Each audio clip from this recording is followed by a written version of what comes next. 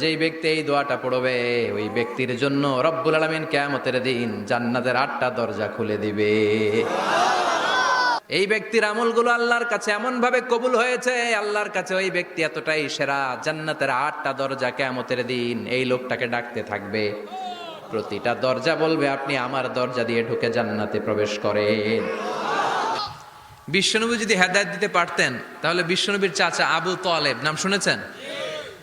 জন্মের আগে বাবা হারা হলেন, দাদার কাছে মানুষ হলেন, দাদাও চলে গেল, রয়ে গেল চাচা আবু তালেব। আপন বাবার চেয়ে কোনো অংশে কম করে নাই।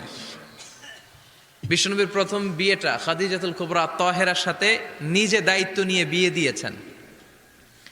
বিয়েতে মোহর দেয়া লাগে না?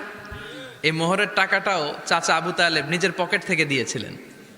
নিজে দাঁড়িয়ে বিয়ের খুতবা দিয়েছেন।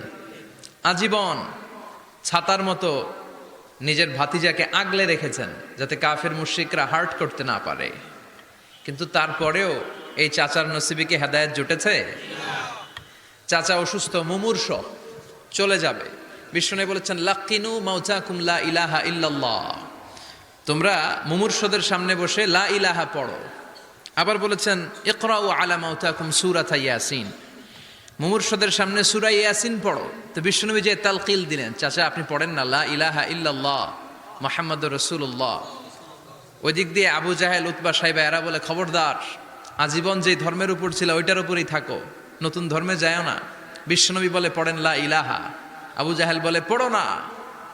অবশেষে চাচা আবু তালেব বলল আলা মিল্লাতি আব্দুল মুত্তালিব, আমি আমার বাবার ধর্ম আব্দুল মুত্তালিবের শিরকি ধর্মের উপর থেকেই শেষ নিঃশ্বাস ত্যাগ করলাম। নসিবে হেদায়েত জোটে? এই পৃথিবীতে অনেক বাবা ছিল নবী, নিজের কলিজার টুকরা ছেলের হেদায়েত দিতে পারে নাই। নূহ আলাইহিস সালাম আল্লাহর নবী না?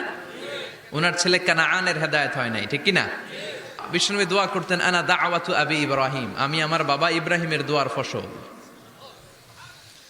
সাইয়েদনা ইব্রাহিম আলাইহিস সালাম ছিলেন সব নবীদেরও বাবা, কিন্তু উনার বাবার হেদায়েত হয় নাই। আল্লাহু আকবার। সাইয়েদনা লূত আলাইহিস সালাম আল্লাহর নবী, স্ত্রীর হেদায়েত হয় নাই। স্বামী নবী, স্ত্রীর হেদায়েত হয় নাই। আসিয়া গোটা বিশ্বের মুমিন নারীদের মডেল, কিন্তু আসিয়ার জামাই ফেরাউনের হেদায়েত হয়েছে? হয় নাই। এজন্য হেদায়েত দেয় কে? এজন্য আমরা প্রতিদিন সূরাতুল ফাতিহার ভেতরে পড়ি ইহদিনাস সিরাতাল মুস্তাকিম, ও Allah show us the right path. আমি যদি পথ ভুলে যাই আমাদের পথ দেখায় দিবে কে? মুমিনদের টার্গেট কি? আবার অন্য আয়াতে আল্লাহ বললেন ফামান যুহজিহা আনিন নারি ওয়া উদখিলাল জান্নাতা ফাকাদ ফা